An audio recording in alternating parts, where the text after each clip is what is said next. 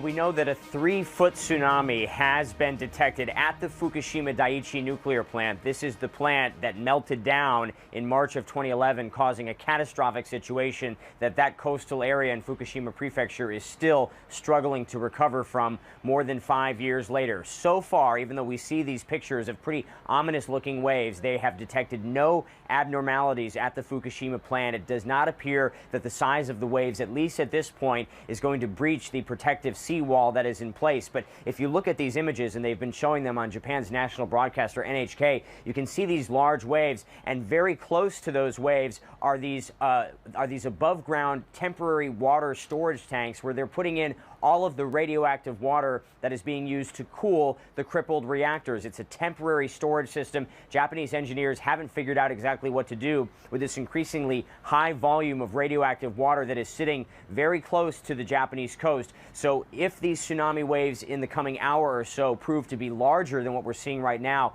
that could be one potentially dangerous situation. But again, no abnormalities at the Fukushima Daiichi nuclear plant right now. However, at another nuclear plant in Fukushima Prefecture, Fukushima Daini, this is a separate plant. We have just learned within the past few minutes that the cooling operation in one of the reactors has stopped. Now, when the cooling pumps stop due to loss of power or whatnot, that is the type of scenario that led to the meltdown back in 2011. But TEPCO, the operator of that other nuclear plant, says that even though the cooling operation has stopped, they do not believe there is an immediate danger because the storage tanks can keep those nuclear rods cool for up to 7 days without power. And they're hopeful and confident that they will be able to get the cooling pumps back into operation well within that time frame. But certainly for the people living in this area who are still trying to rebuild their lives after the disaster in 2011, those tsunami waves that killed 22,000 people and caused hundreds of billions of dollars in damage,